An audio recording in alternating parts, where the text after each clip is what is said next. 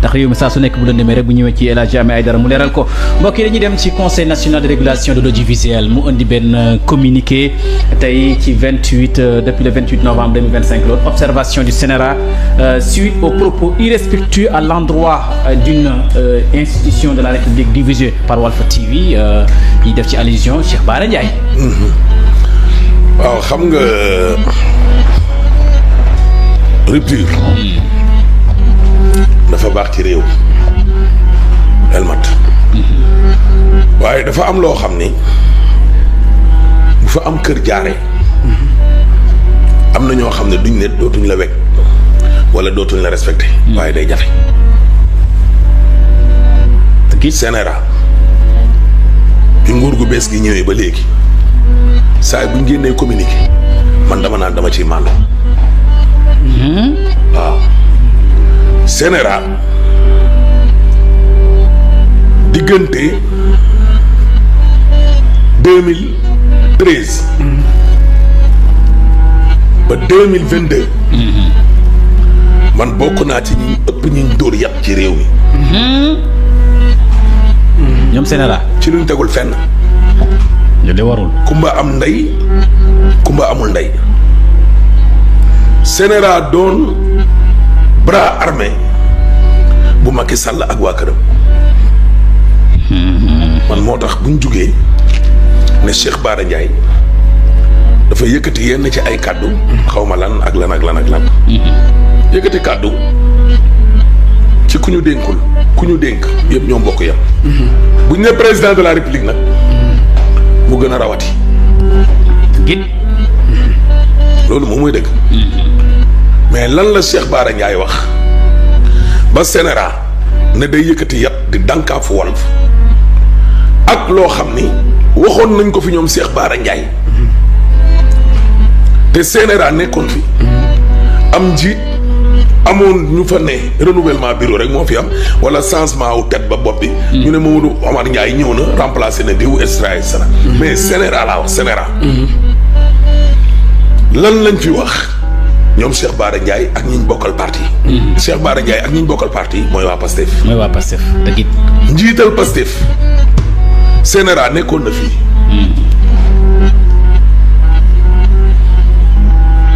man may wax ci moom di ko défendre CNRA ne ma naa noppi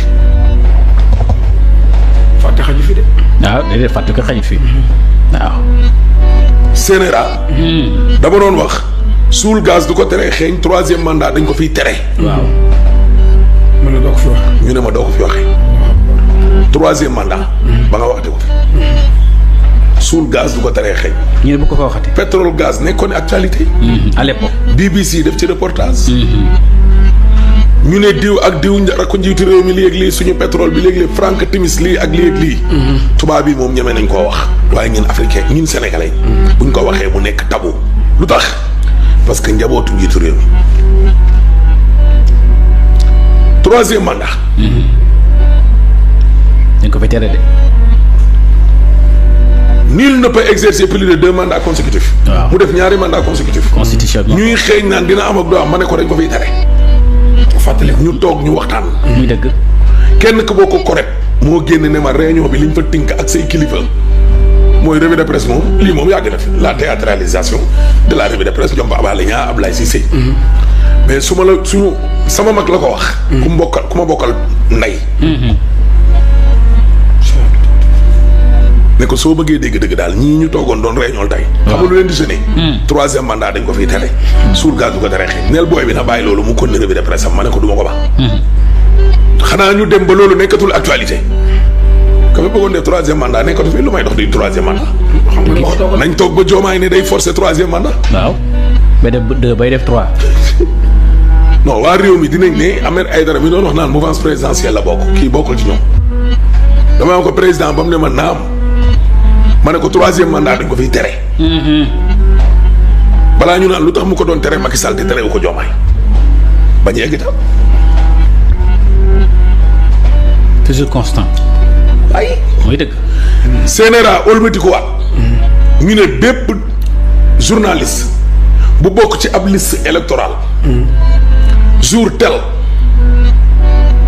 tu quittes les rédactions jour boobu yegg seegul ñu yónnee ma lettre yónnee ko samay kilif nee na arrêté ci jamono jooju fi ma doon liggéeyee ay nit ña nga fa nekk ci biir liste continuer ba élection locale yi jàll. te dara fekk leen. xoolal ma loolu. mais yàlla mooy dogal. mooy jaay doole rek. man doo nga ci dégg maire man miñ dàqoon. CNRA googu moo ëlbatiku tey ñëw wax Bara Ndiaye ne ko lii ak lii ak lii ak lii ak lii man am nañ droit sukkandiku seeni article ne sëñ Bara Ndiaye njiitu réew mi wala diw wala dérive wala xawma lan ak lan ak lan ak lan. mais man CNRA laay waxal man waxuma ak Mamadou Omar Ndiaye. waxuma ak kenn. nit toog na fi ci télé. wax ju ñaaw mais CNRA dañuy sëgg. waaw. dañuy sëgg.